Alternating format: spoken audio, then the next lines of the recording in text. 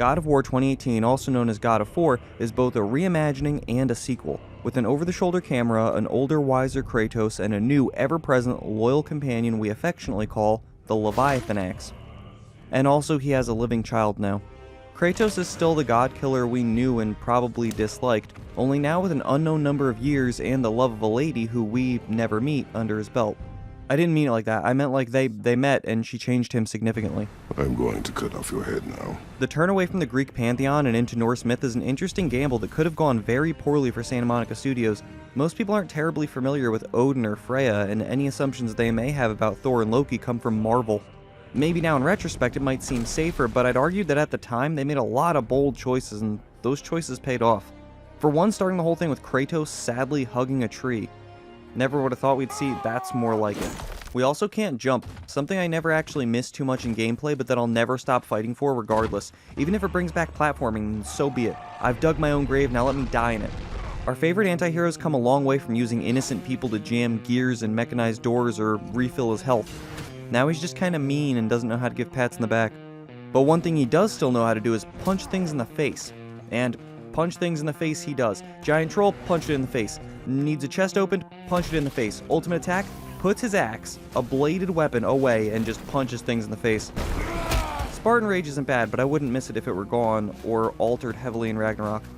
Luckily for us, everything our daunting demigod can dish out feels delightful. Whether he's unarmed and focusing mostly on his shield, using the Leviathan Axe, that sweet, beautiful cinnamon roll of a weapon, or spoilers incoming for a game that's been out for 4 years, but towards the latter half of the game, we also have the iconic Blades of Chaos. And now they're fire weapons. I don't know if it's just me, but I never got the vibe they were fire weapons before. I thought this stuff was like orange war energy. The breaking up of the axe for ice, blades for fire, and fists for neutral damage makes for some fun, interesting enemy encounters. They tend to be color-coded, letting you know which weapon works best or at all against them. Reminds me of Ikaruga in some weird way. And even individually, these movesets are nothing short of impressive. If you just gave us the axe for the entire game, I don't know if I would have complained. It's got a large variety of combos, special runic attacks, and upgrades leading to even more possible attacks. Not to mention the most crucial thing of all, you can throw it.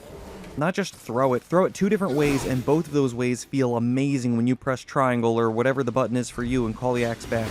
Then throw the blades in on top of that and they're just like you remember them, only now you're a big heavy Last of Us character.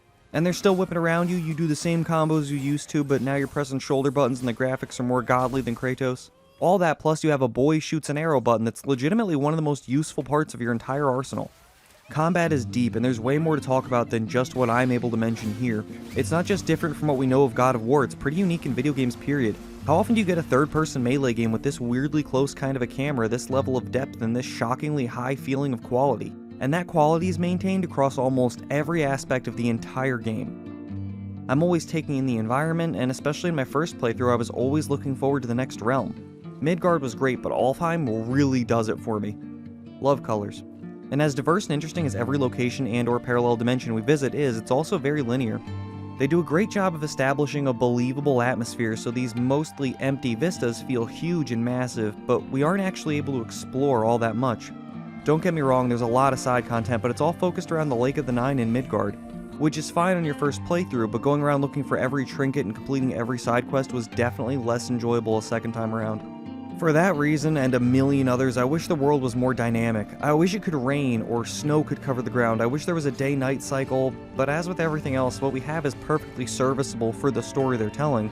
Yeah, it isn't the most open game in existence, but it is a very well curated, right down to the moments the game does open up and let you do some adventuring of your own. The first time you're set free and the water level drops, exposing Tyr's Bridge and giving you the option to dock on any shore, I was a little surprised. Then, of course, when the water dropped again and exposed even more traversable land, I was downright shocked. In that moment, like many, many others, God of War got me real good. It's not quite an open world game, more like a central hub game with a lot of branches sticking out. Oh, kinda like the World Tree. Wait, did they do that on purpose? This clever, often looping level design that rightfully reminds some people of Dark Souls also reminds me of the first God of War. It wasn't anywhere near as in-depth as what we have now, but there were a lot of little jug handles to find treasure at the end of. Speaking of which, as we travel through the Norse world on foot, we sometimes come across large wooden murals depicting various events of note from the past, or more intriguingly, from the future. These murals serve as an exposition dump, a fun way to bond with the boy, and a very clever way to spell out major and minor deviations between typical Germanic/Nordic myth and in-game lore. Note to self, remember to make God of Lore joke. When we aren't walking around on our own two legs hunting down collectibles, we're often climbing, but I don't have anything to say about the climbing except that I wish it was faster and happened far less. I like getting to talk to the boy and Mimir as we do, but conversations are better had on the boat. Now the boat I don't mind at all. It controls adequately, it's relatively fast, and gives us time to soak in all the beautiful Iceland-inspired sights. We often get to listen to enrapturing, at times poignant, and always relevant stories related to characters in the world. Sometimes characters we already know, some we'll never meet, and some we just haven't met yet. This isn't only world building or something to keep you from falling asleep on the boat. Rowing along listening to S-tier voice actors telling tales of misery and woe is quite possibly my favorite part of the entire game. But it is weird how the story just abruptly stops when we get to shore. This often led me to kind of float or circle around nearby and wait for Mimir or Kratos to finish speaking before I could finally dock. Such was my desire not to interrupt. It's fine, not a complaint, it's just also weird. Of course, the boat-based bard's biographical anecdotes are just backstory to better inform you about our bold business. I'm gonna stop doing that for a long time now, I promise. God of War is a game about much more than just Norse myth or boat rowing or swinging axes at trolls. It's a game about redemption, about a man who bears tremendous guilt, and rightfully so, who knows he has done evil and had great evil done to him. A man whose skin is permanently pale with the ashes of his wife and daughter, who is now apparently being given a second chance in the form of a new family who he needs to do right by. Kratos is a man seeking forgiveness from his wife, from his son, and most of all from himself.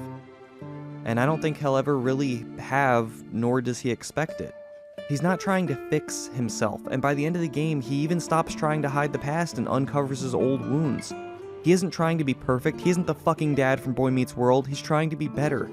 He knows the things he's done cannot be undone, but I think he also knows, or at least he hopes, he can be redeemed. But I guess that doesn't really cover everything, does it? Okay, forget what I just said. God of War is a game about relationships and parenting. I should have seen it sooner. It's about our relationship with the boy. I mean Atreus. It's about these two getting to know each other, learning to communicate openly, and respect each other as human beings. Kratos has to learn how to be a father, Atreus has to learn how to be a god, and each of them has to learn how to better support the other. Typically for Atreus, this means learning a lesson about patience or kindness, as you would expect for a child. Other times it means picking his shots more decisively and how to murder a deer that one time. For Kratos, it means learning to open up more, to show some manner of love and trust. He has to teach Atreus actively, but with as much restraint, reason, and effort as possible. And over time, they both learn what it means to be a family. Except that the mom is dead. Damn it, I felt really close that time. Okay, last try. God of War is a game about grief. That's why we start and end our journey the way we do, chopping down a tree to build the pyre that burns the person whose ashes we spread from the highest peak. Kratos and Boy don't seem like they know each other much at all before the core of their family and center of their universe dies. We never learn how, and I pray every day to David Jaffe's ghost that we find out in Ragnarok. Her passing marks the beginning of their journey, and it's the primary driving force behind everything that happens in the entire game. Her death and the specific set of directives she gave her family before she moved on paved the way for every step we take on our journey. The void created by her absence was so strong that it pulled the ones who survived her together. We aren't just learning how to get along with the boy or how to empathize with him, we're seeing his grief. We may play as Kratos, but this isn't only his adventure, and it isn't only about his loss. It's about both of these bereaved, lost individuals trying to build something new on a foundation of grief. You know what, I don't like that answer either. None of these pieces, or even the sum of them all, begin to adequately describe the entire narrative. There's too much here, too many great characters, too many complicated interactions, too much personal growth, and it feels weird to pretend I can express it all in a video by saying anything. You have to play the game.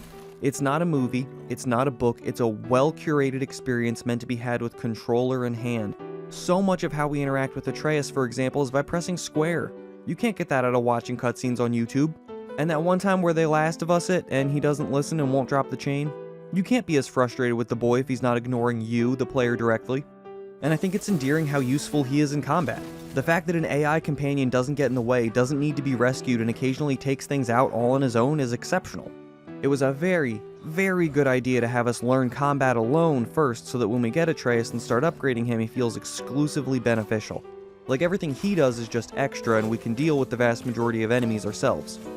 In that way, he reminds me a lot of Ellie. We're also his parent, and we have a beard, a dark past involving the death of a child, a deep rough voice, and zero problem with the slaying of men. Despite all that, and the many other Last of Us influences that are obvious, the two games don't actually feel all that similar to me. This is an amazing work of art, I absolutely love it, but compared to what Joel and Ellie go through, it's nowhere near as immersive or as easy to take seriously. And I don't think that's a negative against it, it's just a different game. You play as a Greek god in a Nordic fantasy world, they're going for a different emotional palette, but I do believe it reaches a similar level of quality and heart. The writing is so good, the dialogue is phenomenal, and the characters are memorable to say the least. I think it helps that there are so few and that everyone who's in the game needs to be and serves an important purpose. On one hand, this makes the entire world feel a lot more empty and less lived in than it might otherwise. However, it also means nobody in the game sucks or annoys me. Even the characters I don't like are acted and written so well I'd feel like a spoiled brat to complain at all. Everybody in the cast is a ferocious monster, but my two favorites are Christopher Judge as Kratos, who delivers lines like this: "You will always be a monster." I know. But I am your monster no longer. Powerful, subtle, perfect. His voice is like a paternal cartoon tiger. If they get someone else to play Kratos live action, they have made a mistake. And my actual favorite, who genuinely impressed me just about every time they said anything, was Danielle Bassetti's Freya, who to me has the best lines and delivery in the entire game. I will rain down every agony, every violation imaginable upon you. I will parade your cold body from every corner of every realm and feed your soul to the vilest filth in hell. That is my promise. And I believe her. If that's what's waiting for us in Ragnarok, I'm more than sold. Who am I kidding? I'm sold anyway. I've probably been sold since the end of the first Baldur fight. Hell, maybe even since the first time we catch the axe. I still spend so much time throwing this guy as far as I can and blasting seagulls.